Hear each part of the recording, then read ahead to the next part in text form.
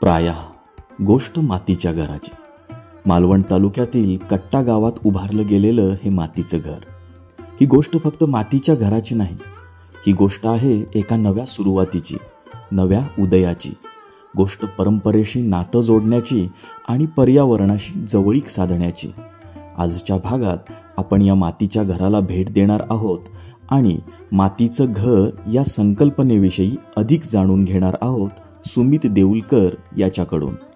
कोकणातली लाल माती म्हणजे दोन प्रकारच्या माती आहेत. एक लाल माती आणि एक पिवळी माती आपल्याकडे जी मिळते ते, त्या दोन माती एकमेकात मिक्स केल्या आणि परत त्यात चुना टाकलाय. परत आपल्या वाळवी लागू नये म्हणून कडुनिंब, हळद त्याचं मिक्सचर. ते ड्रम मध्ये एक 7-8 दिवस ठेवून ते पण त्याच्यात ऍड केलं आहे. नंतर अजून घट्टपणा पण वाढण्यासाठी गूळ आणि हरडा आणि ते कडुनिंब आणि हळद असे 4 गोष्टी वापरल्या. हे सगळं एकत्र मिक्स करून वापरलंय. परत शेण पण थोडंफार वापरलंय. अशा भरपूर गोष्टी आहेत यात. आणि नंतर हे चुना आणि मातीचं प्लॅस्टर आहे वरती केलंय. मग हे पण आपल्या इथले लोकलच बांबू आहे. हे पण ट्रीटमेंट करून वापरलंय. ट्रीटमेंट म्हणजे आपला नॉर्मल जो बांबू असतो ना, तो 1, 2, 3 किंवा 5 वर्ष जास्तीत जास्त टिकतो. पण ही बोरॅक म्हणून जे आपले पावडर्स असतात त्या मिक्सचर करून त्यात भिजत ठेवायचे असतात बांबू. त्याने याची लाईफ साधारण एक 10-20 वर्ष 30 वर्ष एवढी वाढते. आणि अजून हे वरचे वापरले ते कुडाला कॉर्नबॅग म्हणून आहे, तिथे ऑलरेडी ट्रीटेड बांबू मिळतात. त्यांची तर लाईफ भरपूर असते, 50-60 वर्ष. हे वाले हो. काय नाव म्हणाला त्यांचं? हे मानगा बांबू, लोकलच बांबू आहे. फक्त हे जे बांबू आहेत ना खालचे मोठे जाड, ते नॉर्थ मधून आले. बल्कोवा म्हणून बांबू असतात. फर्निचर पण सगळे इथेच बनवलं. हे बेड आहे, कपाट आहे. मस्त केलंस पण अगदी वेगळा फील येतो. म्हणजे 100% नॅचरलच आहे. सिमेंट अजिबात नाही वापरला. हे नेमकं काय आहे याच्या पाठीमागे? तू आहे किंवा काय? हे फक्त दिसण्यासाठी शो मध्ये. ऍक्च्युली काय झालेलं, ते काम करणार होते त्यांनीच आयडिया करून तेव्हाच तिथे टाकलंय. म्हणजे छान आहे. म्हणजे याच्यात काहीतरी ठेवू पण शकतो, असं काय नाही फक्त शो साठी आहे. इव्हन हे पण जे कलर आहेत ना, हे नॅचरल कलर आहेत पूर्ण, म्हणजे स्टोनचे कलर आहेत. इथे आपण चुन्यामध्ये पण करू शकतो. हे चुन्यात बांबू वापरलाय आणि वरती चुन्याचं कॉन्क्रीट केलंय. म्हणजे प्रॉपर आपला स्लॅब असतो ना तसं झालंय. म्हणजे वरून तुम्हाला बाल्कनी पण दिसेल, ती वापरता येईल.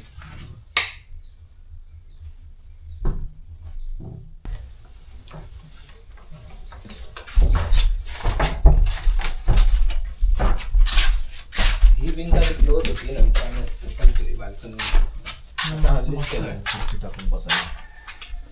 ह्या काचेच्या बॉटल्स लाईट वगैरे येण्यासाठी अख्ख्या वापरल्यात आपण. नाही, 2 आहेत. मग तिथे ठेवले आहेत झाडाच्या खाली. 2 बॉटल कट करून एकमेकांना सेलो टेपने ग्लू केलं. म्हणजे तिकडनं पण असा सरफेस दिसणार, असं झालेलं आहे ते. इकडे पण असं सरफेस आहे, त्या साईडने पण तसं सरफेस. वरचा निमुळता भाग काढलाय आपण बरोबर. प्रया म्हणजेच नवीन सुरुवात. तर हे माझं मी बांधलेलं पहिलं स्ट्रक्चर आहे. तर त्याच्यासाठी नाव म्हणून प्रया दिलं त्याला. तुझं वय किती आहे? माझं आता 29 आहे. 29 आहे. आणि तू तर आर्किटेक्ट झालायस, म्हणजे इंजिनियर झालायस, तर खरं तर तू मोठमोठ्या बिल्डिंग उभ्या करू शकला असतास. पण मग ते न करता तुला गावीच येऊन अशा प्रकारचं मड हाऊस उभं करणं किंवा एक वेगळ्या प्रकारचं पर्यटन सुरू करावं असं का वाटलं? मला खरं आधीपासूनच अशा ट्रॅडिशनल गोष्टी किंवा जुन्या बिल्डिंग्स, वाडे असायचे किंवा जे गोल घुमटमध्ये असे वेगळे टाळी मारली की आवाज यायचे, अशा गोष्टींची फॅसिनेट होतो आधीपासून. तर म्हटलं असं काय करता येईल. तर मी एक इंटर्नशिप केलेली. आमच्याकडे एक 5 वर्षाचा कोर्स असतो आर्किटेक्चर. तर इंटर्नशिप करावी लागते 6 महिन्याची दुसऱ्या आर्किटेक्टकडे जाऊन. मग तिथे मी एका सिद्धेश कोळंबेकर म्हणून आहे त्यांच्याकडे केलेली.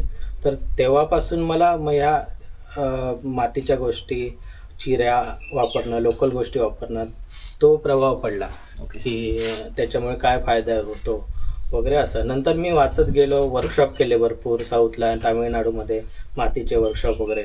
मग ती आवड वाढत गेली आणि त्याची कारणं पण समजत गेली की का वापरावं लागतं आणि त्याची का गरज आहे.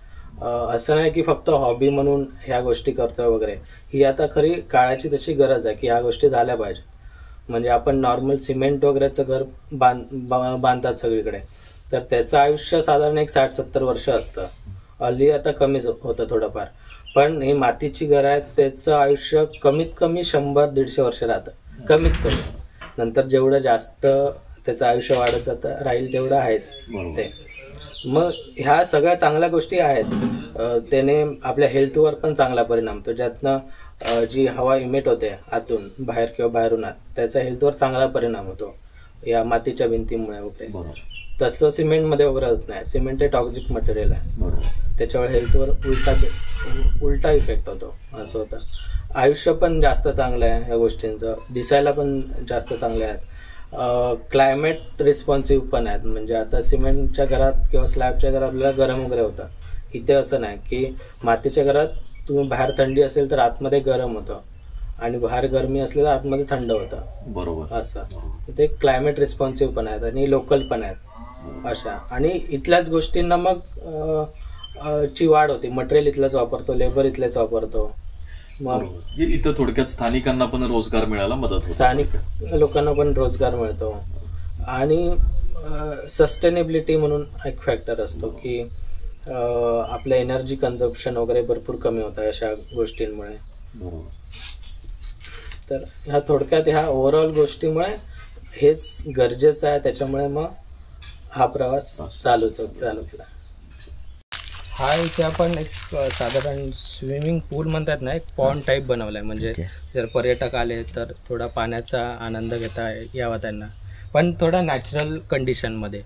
म्हणजे त्याचा आकार पण तुम्ही बघाल तर थोडासा असा हौदासारखा वगैरे आहे. बरोबर. ते नॅचरल कंडिशनमध्ये पाण्याचा त्यांना एक आस्वाद घेता यावा म्हणून आपण बांधलं. हे कधीपर्यंत पूर्ण होईल? कधी हे पावसापर्यंत आपण कम्प्लीट करायचा एम करतोय. पाऊस यायच्या आत.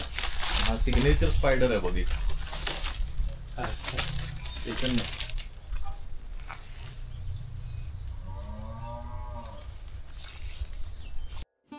घराच्या परिसरात आंब्याच्या वेगवेगळ्या प्रजातींची झाडं लावलेली आहेत. त्याचबरोबर नारळ, फणस, काजू, आवळा, चिकू, जांभूळ, उंबर यांसारख्या इतर बऱ्याच प्रकारच्या झाडांची लागवड सुद्धा केलेली आहे. एकंदरीत मातीचं घर हे निसर्गाशी मैत्री करत उभं राहिलेलं एक स्वप्न आहे. जिथल्या भिंती थंडगार आहेत आणि मन निवांत. अशी घरं टिकतात काळाच्या ओघातही. तुम्हाला काय वाटतं?